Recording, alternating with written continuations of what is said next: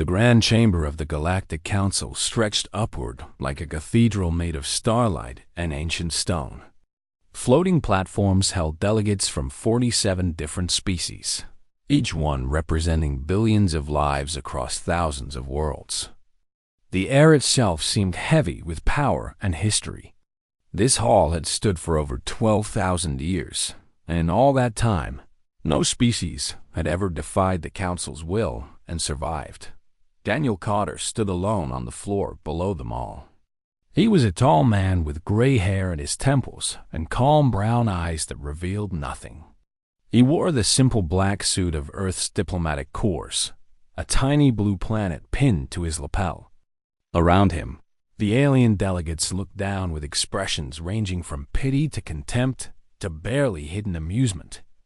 The Cathari High Chancellor rose from his throne at the highest platform. He was a massive creature, nearly 3 meters tall, with a hard shell of deep crimson and multiple limbs that clicked and scraped as he moved. His species had ruled the Council for 6,000 years. They had conquered over 200 worlds. They had never known defeat. "Human representative," the Chancellor said, his voice translated through the chamber systems into a cold, mechanical tone. "You stand before this council to hear judgment." Daniel said nothing. He simply clasped his hands behind his back and waited. "For 2 centuries, your species has existed under the protection and guidance of the Galactic Council," the Chancellor continued. "You were given technology. You were given trade routes. You were given a place among civilized species. And how have you repaid this generosity?"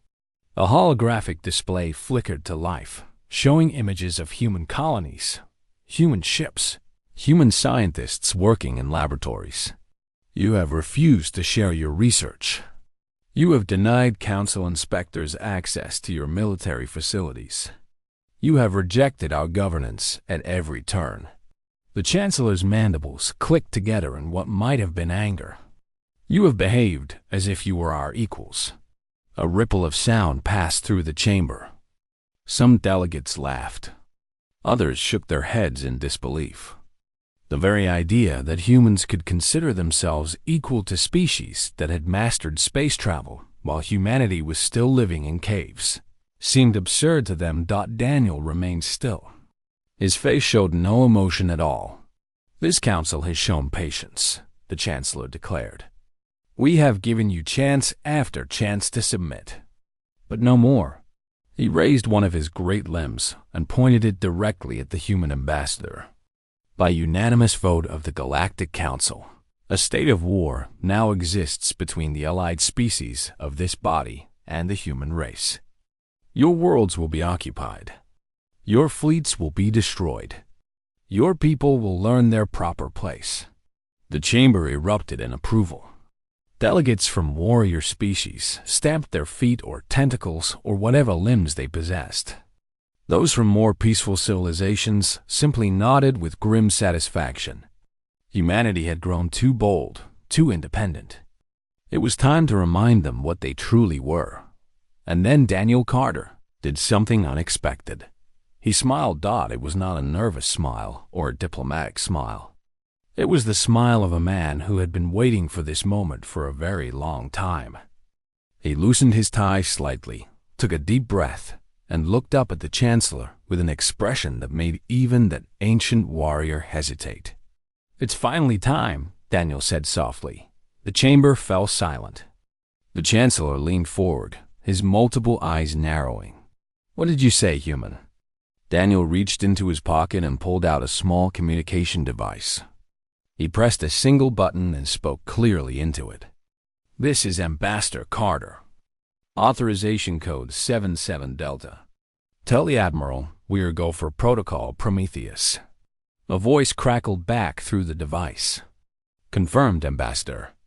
Protocol Prometheus is now active." "Good luck, sir."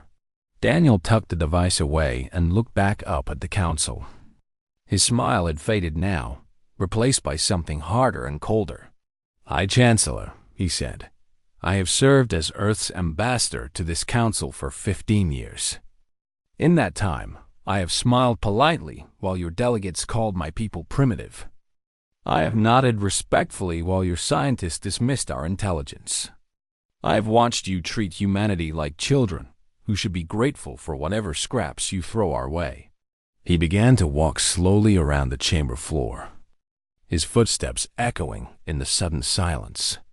"You look at us and see a young species, short-lived, emotional, fragile." He paused and looked up at the warrior delegates who had been so eager for war moments ago. "You see those things as weaknesses.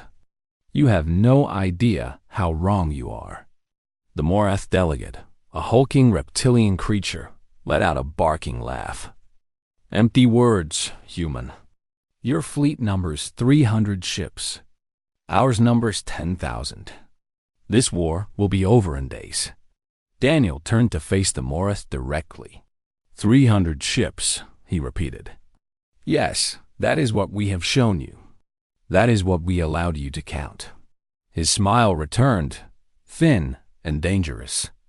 "Tell me, delegate, in all your centuries of conquest, have you ever considered that a species might pretend to be weak? That they might hide their true strength while they watched and learned and prepared?" For the first time, uncertainty flickered across alien faces throughout the chamber, on Earth. 12,000 light-years away, Admiral Lisa Graves stood in a command center buried deep beneath the Rocky Mountains. Screens surrounded her, showing military installations across the entire solar system. She was a woman in her 60s with silver hair cut short and eyes that had seen both the best and worst of humanity. "All stations reporting ready," her aide announced. "Protocol Prometheus is fully active." Lisa nodded slowly. She had trained for this day for 30 years. Her father had trained for it before her, and his father before him. 3 generations of military officers, all preparing for a war they hoped would never come but knew probably would. "Open the vaults," she ordered, across Earth and its colonies.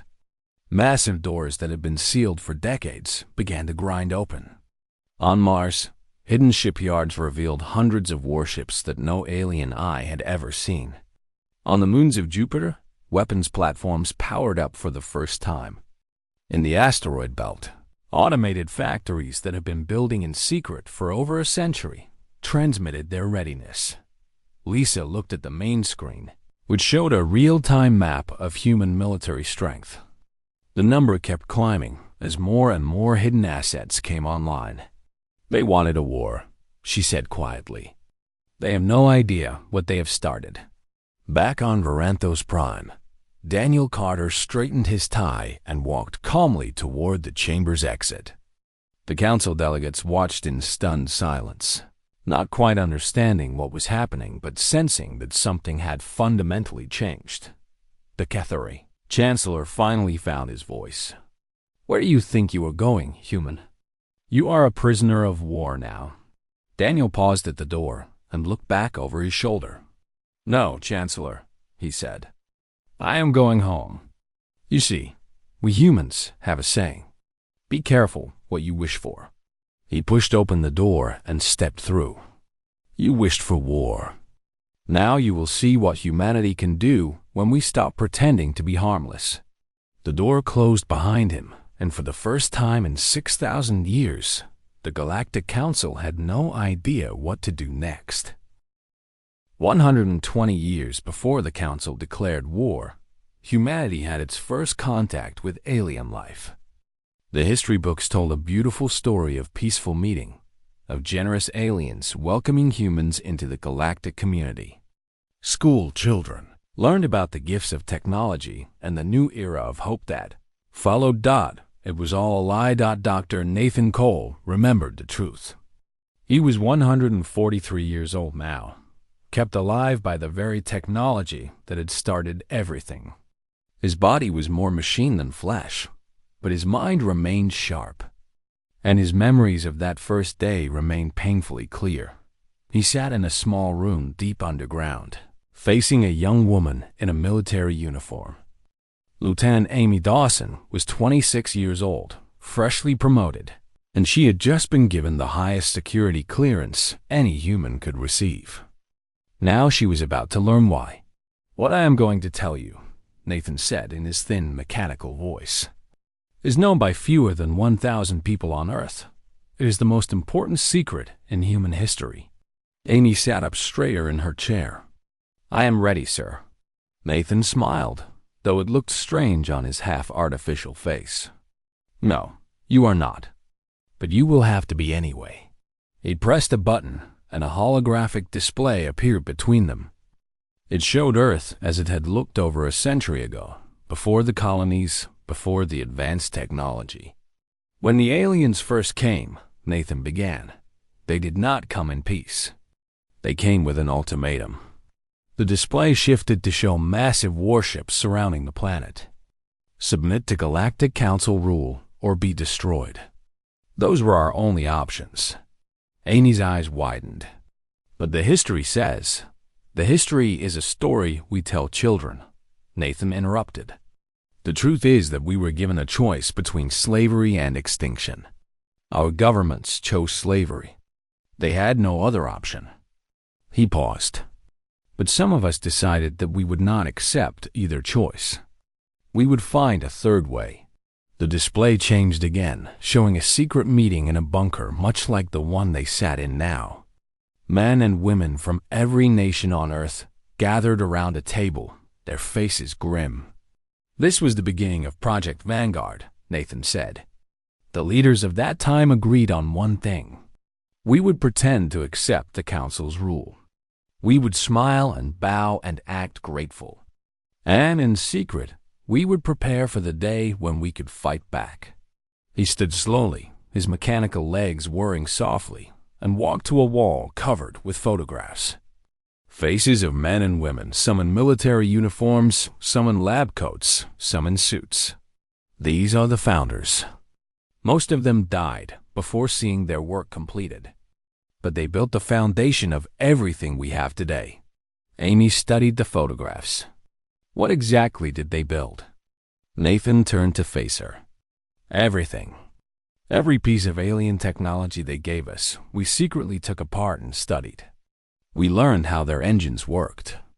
We learned how their weapons worked. We learned the science behind their shields and sensors and communication systems." His eyes gleamed with old pride. "And then we improved it." He led her out of the room and down a long corridor. They passed through multiple security checkpoints, each one requiring different codes and scans. Finally, they reached a massive door that looked like it could survive a nuclear blast. "The Council species have had thousands of years to develop their technology," Nathan said, as the door slowly opened. "They have grown comfortable. They have stopped innovating. They believe they have reached the peak of what is possible." He stepped through the door into a vast underground hangar. "They are wrong." Amy gasped at what she saw. Rows of warships stretched into the distance, each one sleek and powerful, designs she had never seen in any public shipyard. Thousands of workers moved among them, performing maintenance and upgrades. "This is just one of our hidden facilities," Nathan said. "There are dozens more across the solar system. Underground bases on Mars, factories hidden in the asteroid belt, shipyards inside hollowed-out moons." He watched her face as she tried to process what she was seeing.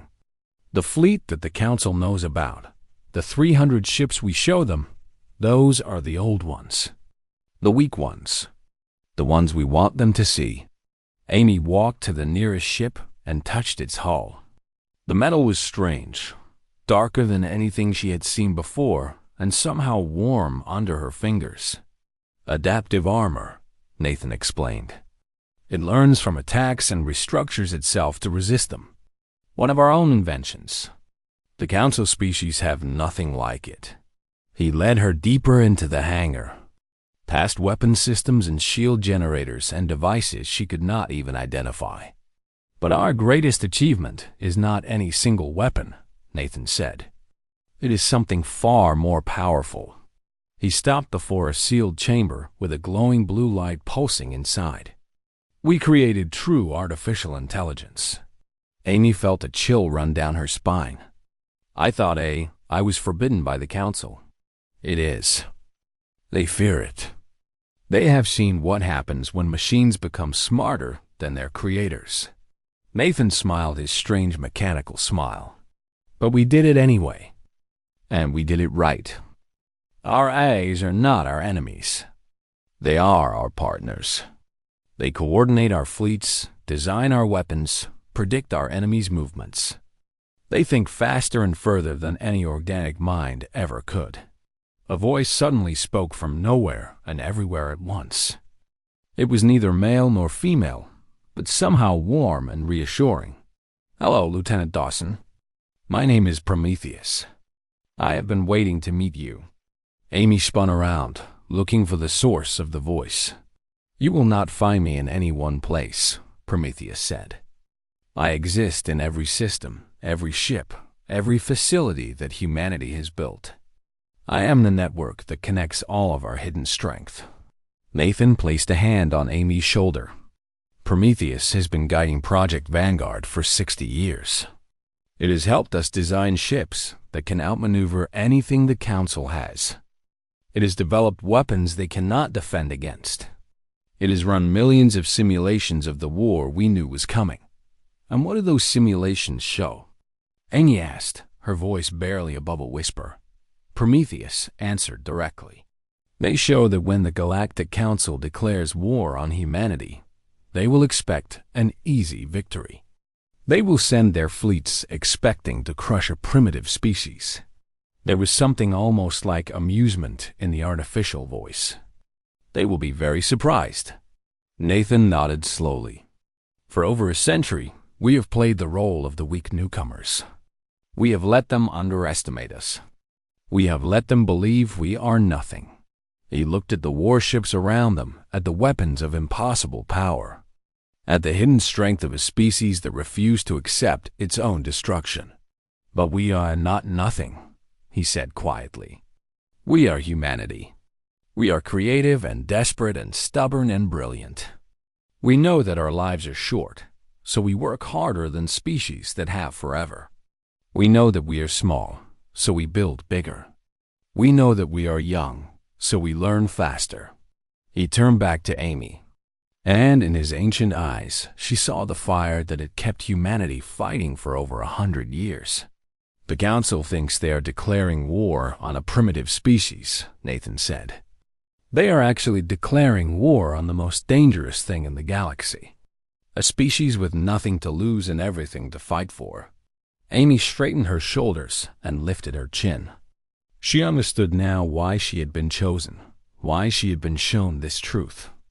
The war was coming, and she would be part of it. What do you need me to do? She asked. Nathan smiled. Learn, train, prepare, because when the time comes, every single human will need to play their part. He looked toward the ceiling, toward the stars he could not see, but knew were there. And that time is coming very soon. The Cathari warfleet emerged from hyperspace at the edge of the Sol system like a swarm of angry insects. 10,000 warships, each one battle-tested and crewed by warriors who had never known defeat. Admiral Vethris stood on the command deck of his flagship, watching the distant yellow star that humans called their sun. Scan the system, he ordered. Show me what defends this pathetic world. His officers worked their controls, and soon a holographic map appeared before him. It showed Earth and its colonies, the scattered stations and satellites, and the tiny fleet that protected them. 312 human vessels detected, his tactical officer reported. Most appear to be light cruisers and patrol ships. No capital-class warships.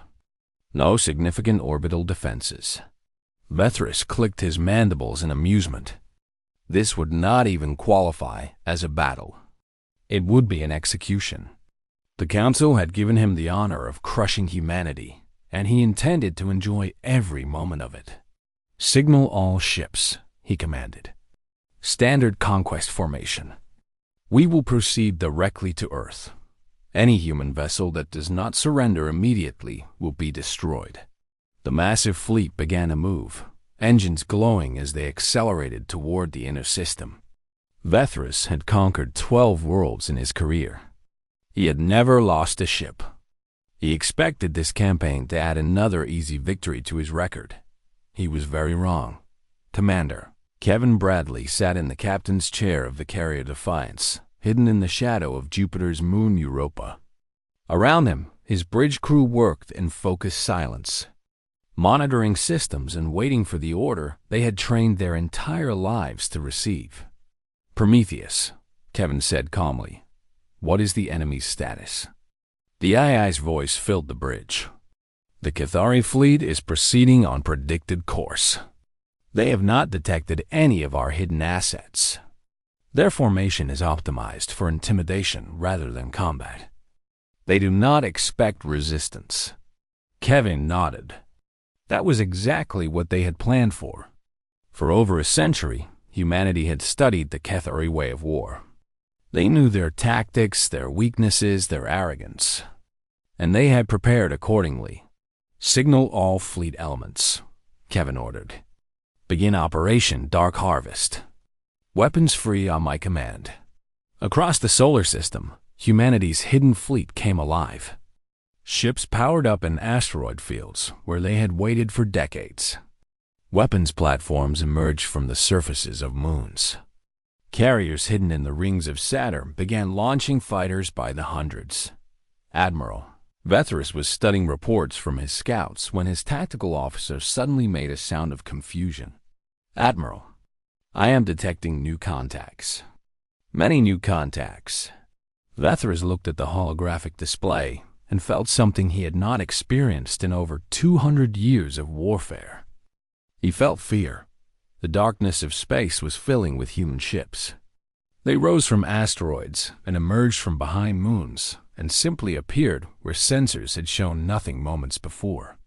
These were not the crude vessels that humanity had shown the Council. These were predators, black and sleek and bristling with weapons that Vethris did not recognize. How many? He demanded. His officer's voice trembled. Over 6,000 confirmed. More appearing every second. Admiral, they were hidden. They were hidden everywhere.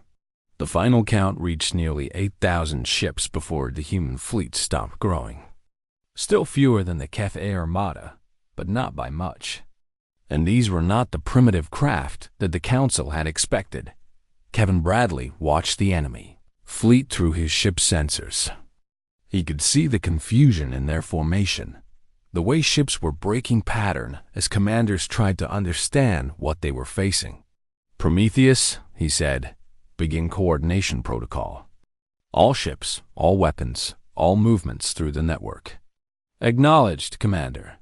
Full fleet synchronization active. The enemy cannot match our reaction time. They cannot match our coordination. They are operating as 10,000 individual ships. We are operating as one. Kevin leaned forward in his chair. All ships, this is Commander Bradley. Weapons free. Show them what humanity can do. The battle began. Human ships moved with impossible precision, every vessel knowing exactly where every other vessel would be. They flowed around enemy fire like water around stones, their movements coordinated by Prometheus faster than any organic crew could manage. Weapons that the Cathari had never seen tore through shields that were supposed to be invincible. Admiral Vethris screamed orders as his command deck shook from impact after impact. His flagship shields were failing, and he could not understand why. Cathari technology was superior. Everyone knew that. It had been true for thousands of years. Return fire! He roared. Destroy them. His ships tried. They launched missiles and energy beams, filling space with destruction. But the human vessels were never where the weapons expected them to be. They dodged and weaved, guided by an intelligence that could calculate trajectories faster than the weapons could travel. For every human ship that fell, 10 Cathari vessels were reduced to debris. On the Defiance, Kevin watched the battle unfold with grim satisfaction. They were winning, but he took no pleasure in the killing. These were not the soldiers who had oppressed humanity for centuries. They were just warriors following orders, dying because their leaders had underestimated the wrong species. Enemy flagship identified, Prometheus announced. Admiral Vethras is attempting to rally his forces. Kevin made a decision. All ships in Sector 7, disable that flagship. Do not destroy it. I want the Admiral alive. It took less than 3 minutes. A concentrated assault stripped the massive Cathari command ship of its weapons and engines, leaving it drifting helplessly in space. Boarding parties were launched. Human soldiers in powered armor cutting through the hull and securing compartment after compartment. They found Admiral Vethras on his command deck, surrounded by the bodies of his officers. He had fought until the end, but even his strength was no match for human technology. Kevin Bradley walked onto the captured bridge, his boots crunching on debris. He stood before the defeated admiral and looked into those alien eyes. "Admiral Vethras," he said, "your fleet is destroyed. Your invasion has failed. By the authority of the United Earth Defense Force, you are now a prisoner of war." Vethras stared at him with a mixture of rage and disbelief. "How?" he demanded. "You were nothing. You were insects. Your ships were toys. Your weapons were primitive. How is this possible?" Kevin removed his helmet and ran a hand through his sweat-dampened hair. He looked tired, but his eyes were hard. "You made the same mistake that conquerors always make," he said. "You believed what you wanted to believe. You saw a young species and assumed we were weak. You saw our small fleet and assumed it was all we had. You saw our smiles and our cooperation and assumed we had accepted our place." He stepped closer to the massive alien, showing no fear despite the difference in their sizes. "But here's what you did not see. You did not see the children who grew up being told they were inferior, who swore they would prove the galaxy wrong. You did not see the scientists who worked in secret for generations, driven by the knowledge that failure meant extinction. You did not see the soldiers who trained, knowing they might never see the battle they were preparing for, but trained anyway because their children might need them to." Kevin turned and looked out, through the shattered viewport at the debris field that had once been the mighty Cathari Armada. "You saw us as nothing," he said quietly. "And nothing has nothing to lose. That is what makes us dangerous. We knew that if we failed, we would be destroyed. So we did not fail." He turned back to the defeated admiral. "You will be treated with respect. You will be given medical care and proper food. We are not monsters." He paused. "But you will also send a message to your council. Tell them what happened here. Tell them that humanity is no longer pretending to be small. And tell them that if they want peace, we are willing to talk. But if they want war," he gestured at the destruction visible through the viewport, "tell them what war with humanity looks like." 6 hours after it began, the Battle of Sol was over. The first Cathari invasion fleet had been reduced to scattered debris and captured ships. Humanity had lost 400 vessels and nearly 15,000 lives. The Cathari had lost over 9,000 ships and more than 2 million soldiers. The message was clear.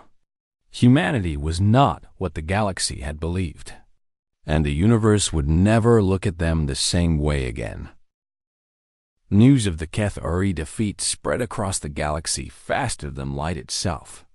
Every species, every world, every being with access to communication networks heard the impossible story. The mighty Cathari Armada, 10,000 ships strong, had been destroyed by the primitive humans. It could not be true.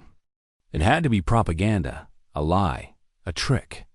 But the evidence was undeniable. Survivors told their stories. Sensor recordings showed the battle from start to finish. The wreckage of the HFY fleet could be seen by any ship that traveled near the Sol system.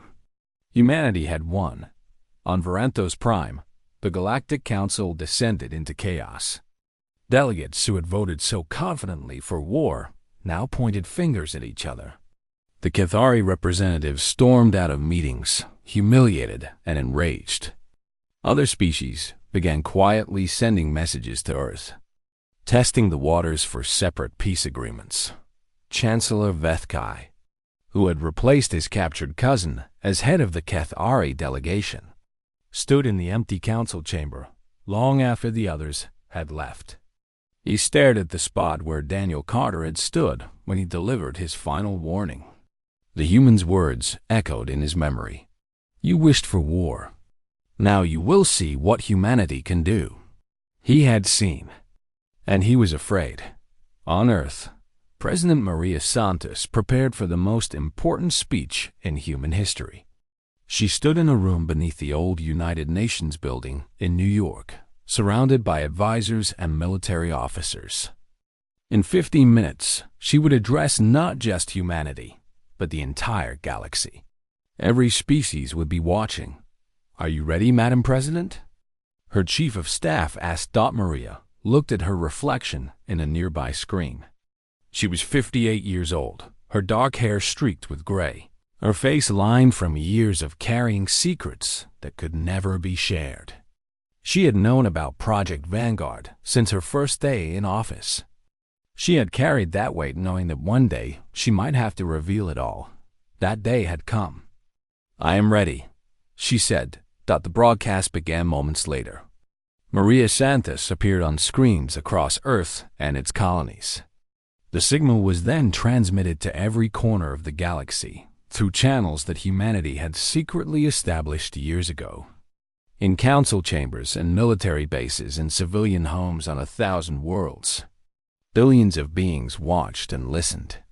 "Citizens of Earth and citizens of the galaxy," Maria began, "I speak to you today from a position that humanity has never held before. For the first time in our history among the stars, we stand as equals." She paused, letting the words settle. "For 200 years, we have lived under the shadow of the Galactic Council. We have accepted limitations on our growth, restrictions on our development, rules that treated us as children who needed guidance. Our public face has been one of gratitude and cooperation." Her expression hardened. That face was a mask. Behind it, humanity has been preparing for this day since the moment we learned what the Council truly intended for us. We built in secret. We trained in shadow. We developed technology that exceeds anything the galaxy has ever seen. Not because we wanted war, but because we knew that without strength, we would never be truly free. The broadcast shifted to show images of the hidden fleet. Ships by the thousands, weapons platforms, orbital stations, all the secret power that humanity had built while pretending to be weak. Viewers across the galaxy watched in stunned silence. "Our current military strength exceeds 15,000 warships," Maria continued. "Our weapons can penetrate any shield known to exist. Our ships can outmaneuver any vessel in the galaxy. Our artificial intelligence networks can coordinate our forces with perfect precision." She leaned forward slightly. "We do not say this to threaten. We say this so there are no more misunderstandings." She straightened and her voice softened. "But I did not come here today to boast of our power. I came to offer something the galaxy has never seen before. I came to offer true equality." Now the broadcast showed different images. Human doctors treating alien patients. Human engineers working alongside alien scientists. Children of different species playing together on colony worlds. Humanity does not seek to replace the Council. We do not want an empire. We do not wish to rule over others as we were ruled. What we want is freedom. For ourselves and for any species brave enough to stand with us. She took a deep breath. "I am announcing today the formation of a new alliance. The United Federation of Species. Any world, Any species, any being who wishes to join us as equal partners is welcome. There will be no masters and no servants. There will only be free peoples working together for common goals. The reaction across the galaxy was immediate and varied. Some species dismissed it as human arrogance. Others saw hope for the first time in centuries of council domination. And on Varanthos Prime, Ambassador Daniel Carter was preparing for the next phase of the plan. He stood in his quarters, adjusting his suit for what would be his final appearance before the council. But this time, he would not be alone. Admiral Lisa Graves stood beside him, along with Commander Kevin Bradley and 6 other senior officers of humanity's revealed military. The Chancellor has requested this meeting, Daniel said. He claims he wants to discuss terms, but intelligence suggests he has other plans. Lisa nodded grimly. We know. He has been in contact with the Morath, the Crystalline Hierarchy, and at least 4 other militant species. They are planning a coordinated strike. Then they will be disappointed, Kevin said. We have 12 dreadnoughts in orbit around Varanthos Prime. If anyone tries anything hostile, we can level every military installation on the surface in minutes. Daniel held up a hand. That is exactly what we will not do. Our goal is not destruction. It is change. If we become conquerors ourselves, we are no better than the Council. He led them out of his quarters and toward the Council chamber. The halls that had once felt so intimidating now seemed smaller somehow. The alien delegates they passed looked at them with fear rather than contempt. Everything had changed. They entered the chamber to find it nearly empty. Only a few species had sent representatives. The Cathari were there, of course, along with their closest allies. But many platforms stood abandoned, their delegates having already fled or begun secret negotiations with Earth. Chancellor Vethkai rose from his throne as the humans entered. His eyes burned with hatred, but also with something that looked like desperation. Ambassador Carter, he said, his voice dripping with false courtesy. How kind of you to accept my invitation. Daniel walked to the center of the floor, the same spot where he had stood when war was declared. Chancellor, I believe you wanted to discuss terms.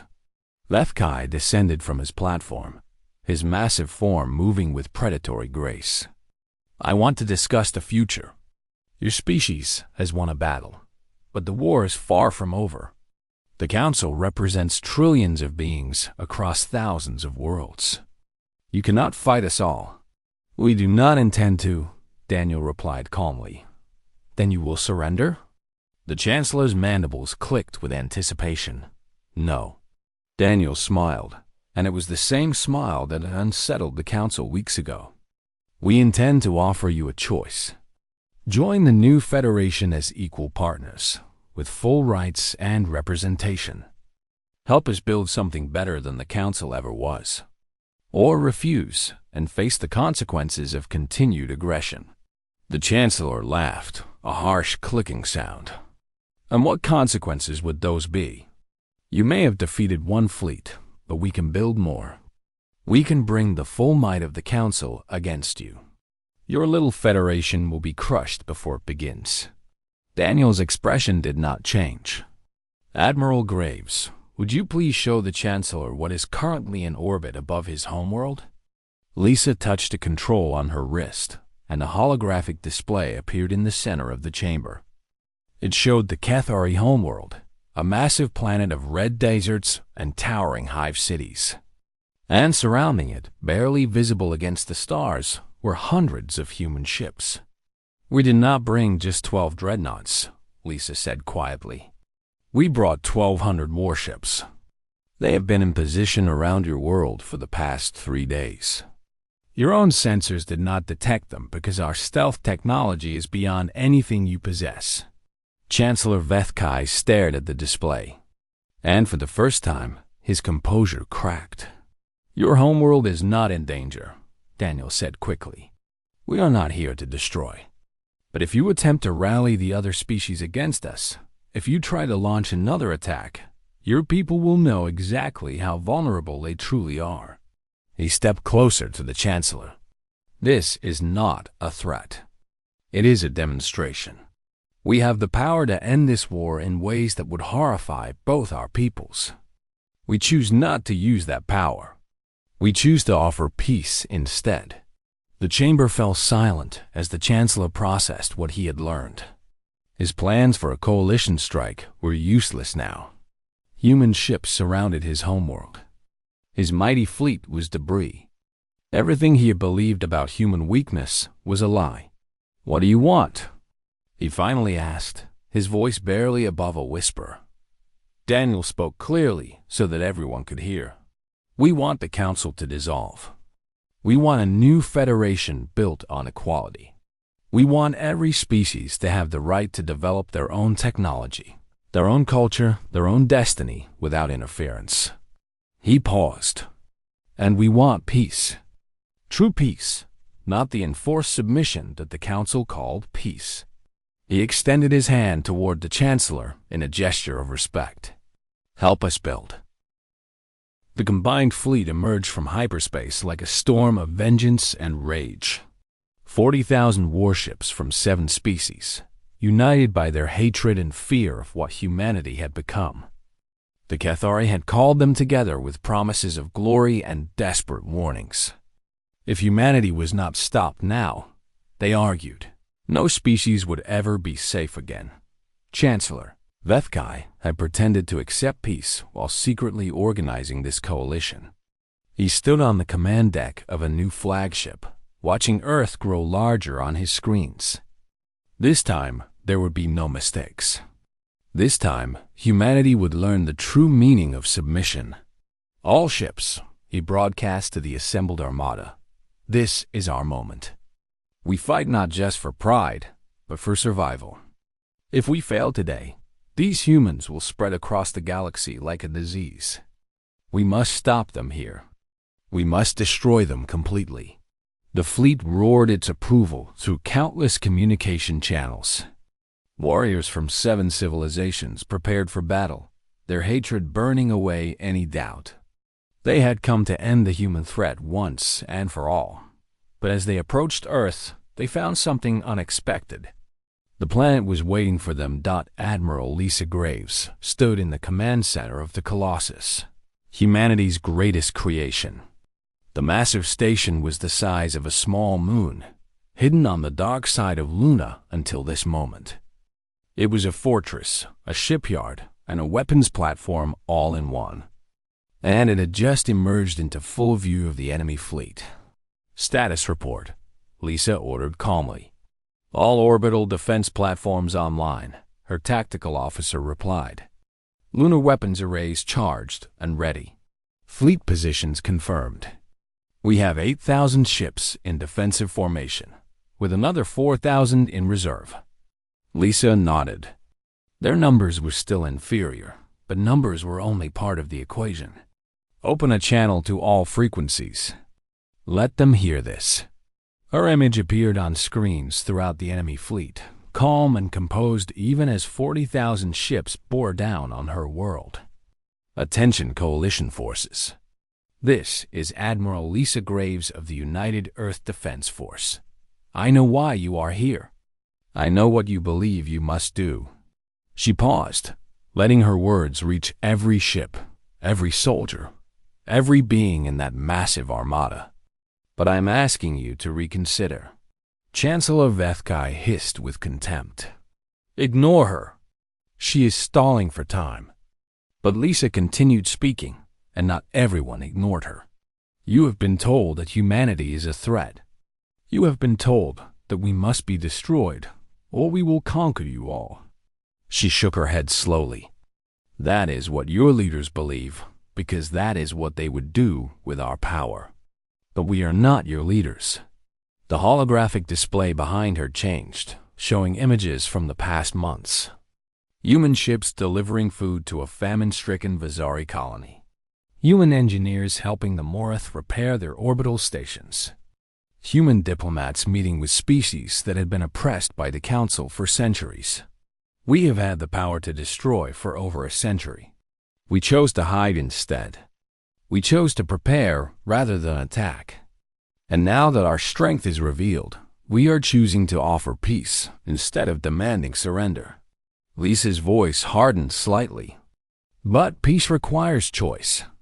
You must choose to accept it. She gestured, and the display shifted again to show Earth's defensive network in full operation. Weapons platforms lit up across the orbital shell. The moon's surface crackled with barely contained energy, and the Colossus itself began to hum as its main weapons came online. If you attack, we will defend ourselves. Make no mistake about that. Our weapons can crack planets. Our shields can withstand anything you throw at us. The Colossus alone carries enough firepower to destroy half your fleet before you come within range of Earth. She let that sink in before continuing. But I do not want to use these weapons. Every ship I destroy is filled with beings who had no choice in coming here. Soldiers following orders. Fathers and mothers who want to go home to their families. We have no hatred for you. We only want to live free. The coalition fleet had slowed, uncertainty spreading through their formations. Some captains were listening. Some were remembering that their species had not always been enemies of humanity. Some were simply afraid. Chancellor Vethkai sensed the wavering in his forces. Do not listen to her lies. He screamed across all channels. She is trying to weaken our resolve. Attack now. Attack before it is too late. Several ships began to peel away from the main formation. The first was a Vizari cruiser, its captain broadcasting that his people wanted no part in this war. Then a Morath destroyer followed, and another and another. The crystalline mines, who had joined the coalition only reluctantly, simply stopped moving forward entirely. No. Vethkai roared. Cowards! Traitors! You doom us all! But the defections continued. Species that had spent centuries under Cathari domination saw a chance for something different. Species that had never wanted this war saw a way out.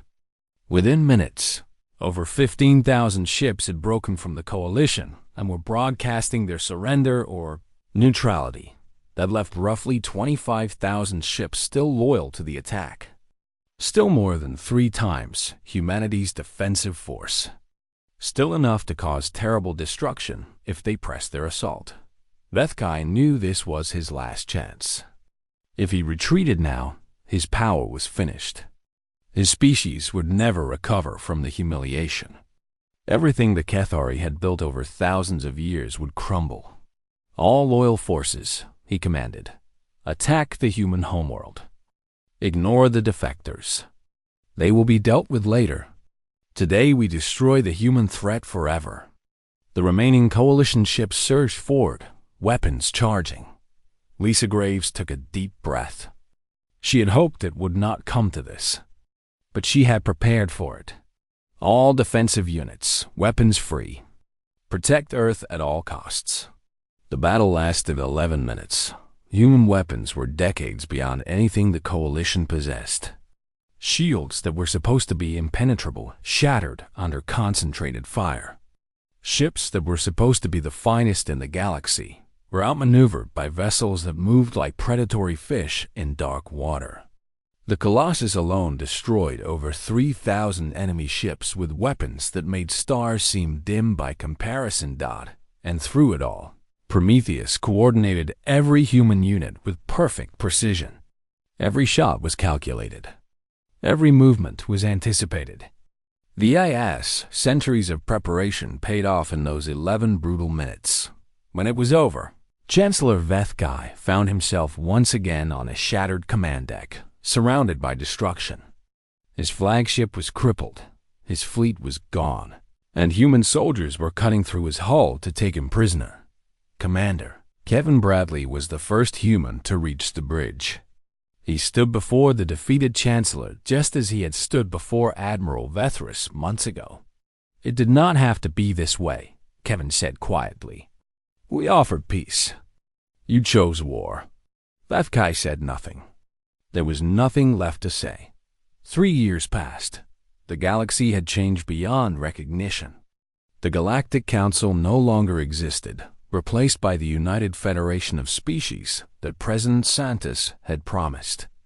Dozens of civilizations had joined, drawn by the promise of equality and freedom. Trade flourished. Technology was shared. For the first time in recorded history, species cooperated not because they were forced to, but because they wanted to. Daniel Carter stood in his office on Varantos Prime, now the capital of the Federation. He was older now, his hair fully gray, but his eyes still held the same calm determination they had always possessed. He watched through his window as children played in a park below. Human children ran alongside Vizari children and Morith children, laughing together without any awareness of the hatred that had once divided their peoples.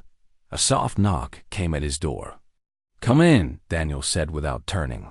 A young Vizari entered, his scales shimmering blue and green in the afternoon light.